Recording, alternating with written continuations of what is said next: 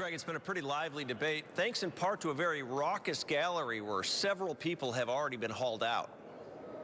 Just minutes into Senate Majority Leader Scott Fitzgerald's remarks on his right-to-work bill. Understanding those changes is important to understanding why we are here today. In 1935, would the senator hold his thoughts? It became clear what kind of day it was going to be. After being disrupted twice, Democratic senators then went on to attack Fitzgerald. In your statement, you talk a lot about workplace freedom. Can you give me an example of one job that requires a mandatory membership to a union? Is one job anywhere in the state of Wisconsin that it's mandatory that you're in the union? I'm not going to answer that question directly, Madam President. Because once again, I think we're focused on a specific question that doesn't address, I think, why we're here today. Democrats then motioned to have the bill sent back to committee, still upset over the fact that Senator Steve Nass cut short Tuesday's public hearing. The chairman's office grabbed the slips and ran out with them, so we're not sure how many people were waiting. From the last count we had an hour before, it was about 180. There is no need to send a bill back to committee. No need whatsoever. If it goes back to committee, the outcome of another vote would not be in doubt. Those comments led to more outbursts.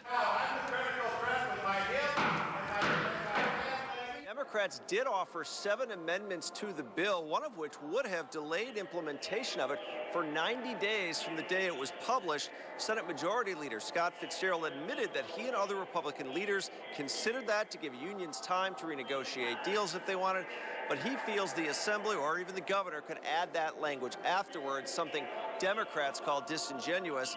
After 8 hours of debate, the final vote was met with outrage from opponents in the gallery. The bill is approved, passed. Senator from the 13th.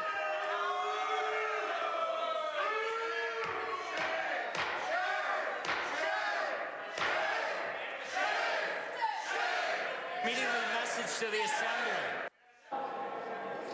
Most Democrats use their closing remarks to talk about how they believe right to work is being used as a smokescreen to take the focus off of what they call a, quote, troubling budget proposal from Governor Scott Walker. The state assembly will hold its own public hearing on this bill next week, and then they are expected to take it up and vote on it on Thursday, March 5th. It is expected to pass overwhelmingly in that body. Live at the state capitol, Greg Newman, 27 News. At least 4 demonstrators were arrested, including Will Kramer. Kramer says he's not a union member, he's a safety inspector, and says he's opposed to right-to-work laws because he thinks non-union construction sites are not as safe as those staffed by union workers. If they pass this bill, unions will be made weaker, more employees will get hurt, and more employees will die.